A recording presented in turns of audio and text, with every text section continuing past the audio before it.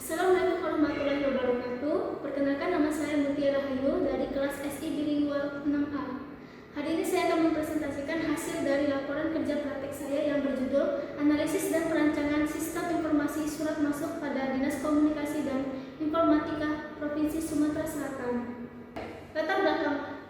Pada kerja praktek kali ini, praktikan mendapatkan kesempatan melakukan kerja praktek di Dinas Komunikasi dan Informatika Provinsi Sumatera Selatan. Penulis melakukan pengelolaan surat yang menyangkut tentang data atau keterangan surat masuk.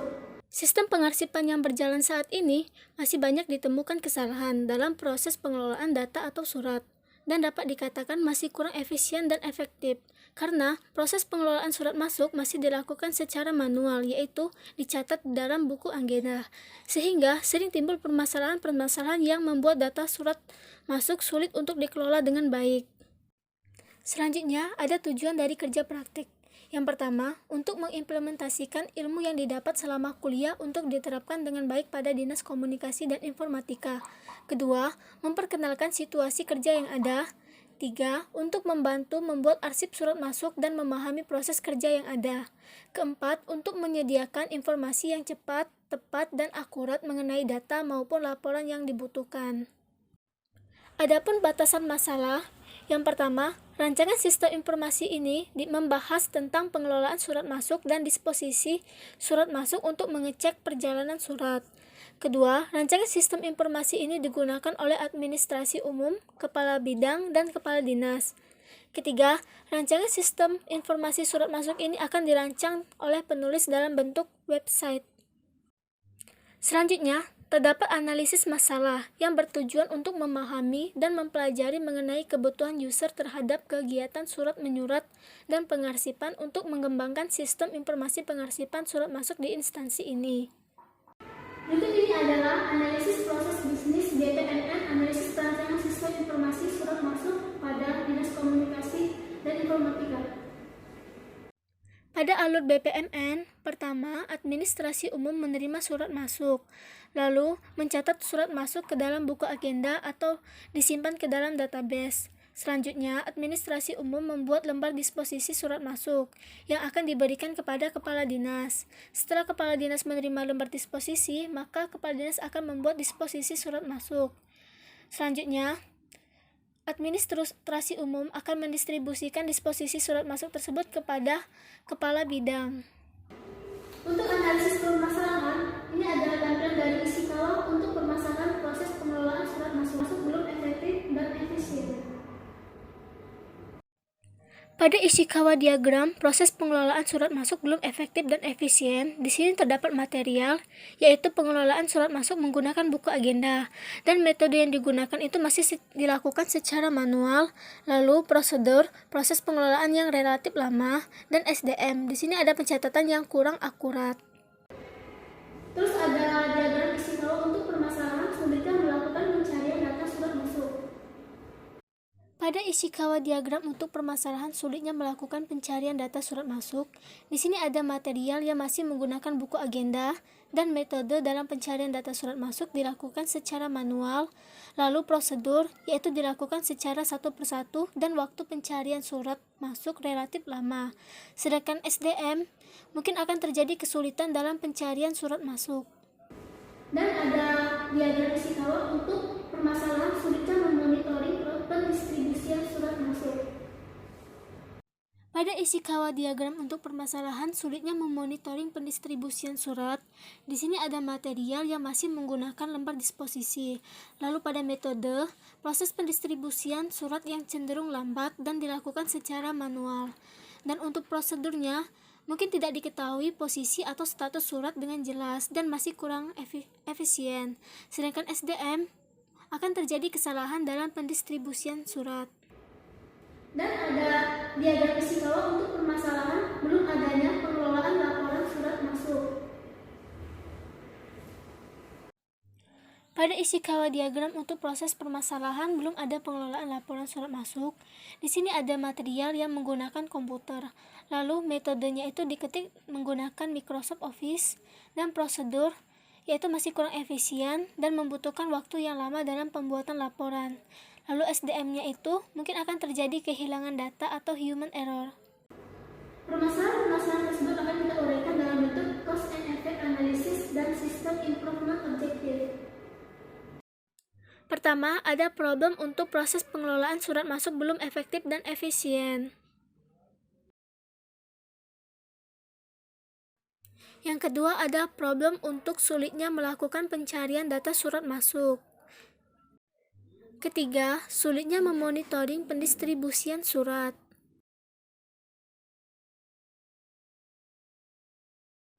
Dan yang keempat, belum adanya pengelolaan laporan surat masuk.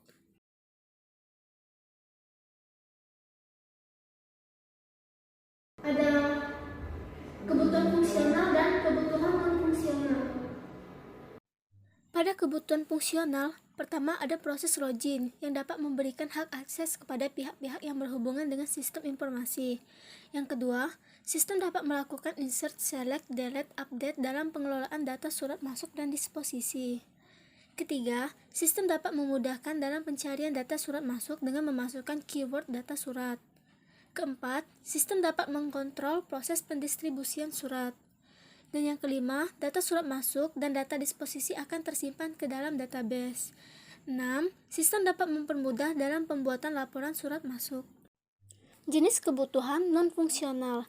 Yang pertama ada kinerja, yaitu sistem dapat mempersingkat waktu, lalu sistem dapat mempercepat pengelolaan data surat masuk, data disposisi, dan pembuatan laporan. Sistem juga diharapkan dapat mengurangi hambatan dalam pencarian data arsip surat masuk. Kedua, informasi. Data surat masuk telah terintegrasi sehingga informasi data dapat tersimpan dengan baik untuk meminimalisir kehilangan atau kerusakan data. Lalu, meminimalisir terjadinya redundansi data dan memudahkan dalam pencarian data surat masuk. Ketiga, ekonomi. Untuk meminimalisir biaya tempat penyimpanan berkas seperti buku agenda dan kertas. Dan yang keempat, keamanan. Sistem yang baru akan mencegah risiko kehilangan atau rusaknya data surat masuk karena penyimpanan data telah berupa database yang terhubung di dalam sistem. Lalu, untuk mengautentikasi user yang boleh menggunakan sistem berdasarkan hak aksesnya dan menyediakan backup terhadap data. Yang kelima ada efisiensi. Sistem yang baru akan efisiensi dalam penggunaan waktu dan tenaga, sehingga dalam mengelola surat masuk dapat lebih mudah dengan menginput, melihat, mengubah, mencari surat masuk. Selanjutnya mempermudah dalam pembuatan laporan pada sistem yang baru, dan mengurangi penggunaan kertas. 6. Pelayanan atau service. Tampilan sistem user-friendly agar memudahkan user dalam menggunakannya. Lalu, proses pengelolaan data lebih cepat, dan data yang ditampilkan mudah dibaca dan terstruktur dengan baik. Berikut ini adalah perancangan logika untuk kontekstual diagram. Pada kontekstual diagram, di sini ada 3 entitas, yaitu administrasi umum, kepala dinas, dan kepala bidang. Di sini administrasi umum bisa melakukan kelola surat masuk dan kelola bidang. Lalu, kepala dinas bisa melakukan disposisi surat, dan kepala bidang akan memberikan tanda terima disposisi kepada sistem. Dan DFD level 0. Pada DFD level 0 terdapat 5 buah proses, yaitu pertama login, kelola bidang, kelola surat masuk, disposisi surat masuk, dan cetak laporan. Lalu ada DFD level 1 subproses bidang. Pada DFD level 1 subproses kelola bidang, di sini ada 4 proses, yaitu tambah bidang, ubah bidang, hapus bidang, dan tampil bidang. Dan DFD level 1 subproses kelola surat masuk. Untuk subproses kelola surat masuk, di sini administrasi umum bisa melakukan tambah surat masuk, ubah surat masuk, hapus surat masuk, mencari surat masuk, dan menampilkan surat masuk. Sedangkan kepala dinas hanya bisa melakukan mencari surat masuk dan menampilkan surat masuk.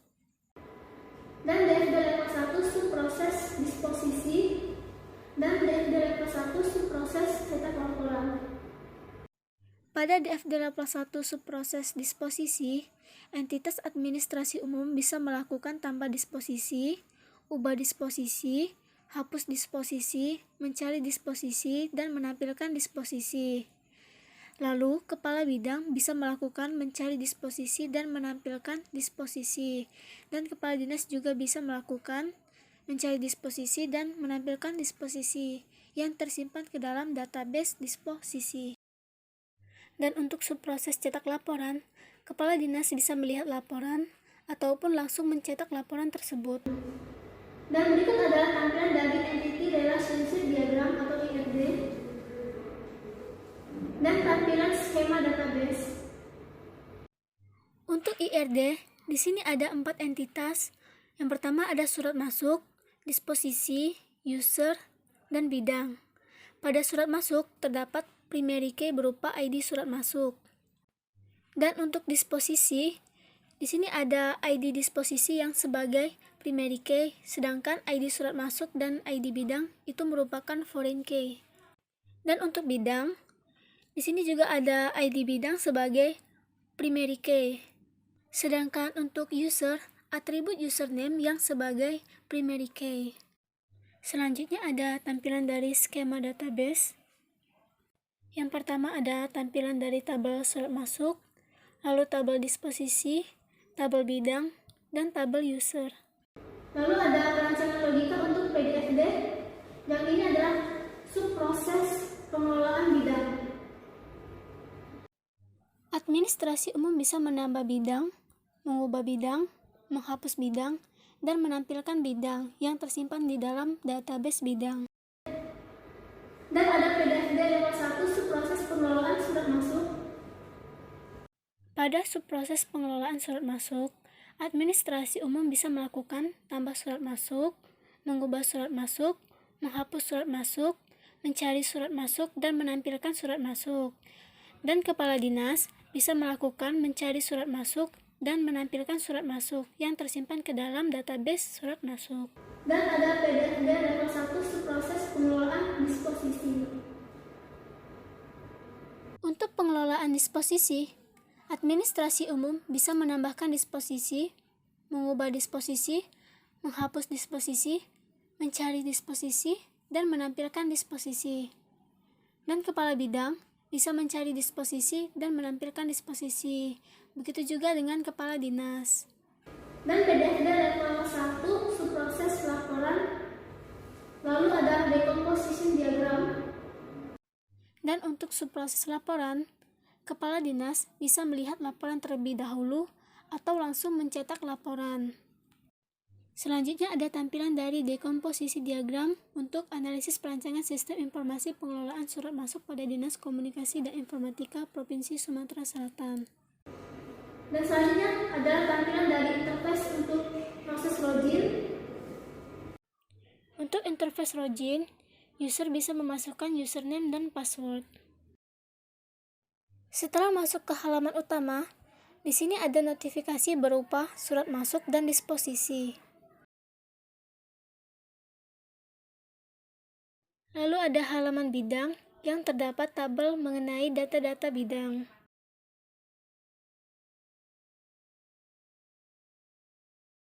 Selanjutnya ada interface untuk halaman surat masuk. Dan juga ada form untuk create surat masuk.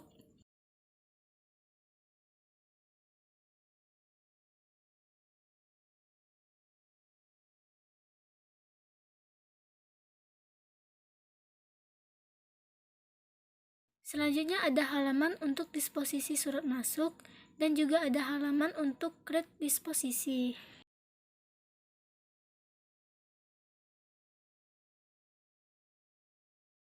Dan yang terakhir ada interface untuk halaman laporan. Berdasarkan uraian tersebut, dapat disimpulkan bahwa analisis dan perancangan sistem informasi surat masuk pada Dinas Komunikasi dan Informatika adalah menggunakan bahasa pemrograman PHP dan database MySQL. Surat masuk diterima oleh administrasi umum dan dicatat pada agenda surat masuk. Pencatatan dalam agenda surat masuk bertujuan agar memudahkan dalam proses pencarian surat masuk jika sewaktu-waktu surat tersebut dibutuhkan. Selanjutnya, surat didisposisi untuk mendapatkan tanggapan dari kepala dinas. Setelah sebagai arsip. Surat yang asli akan didistribusikan kepada bagian yang bersangkutan sesuai isi dari catatan disposisi dari kepala dinas. Dengan adanya ulasan sistem baru untuk sistem surat masuk dengan menggunakan database yang terintegrasi akan memudahkan proses pengelolaan surat masuk. I'm an icon, man. And my girl about a 10. I should fuck her in a Benz.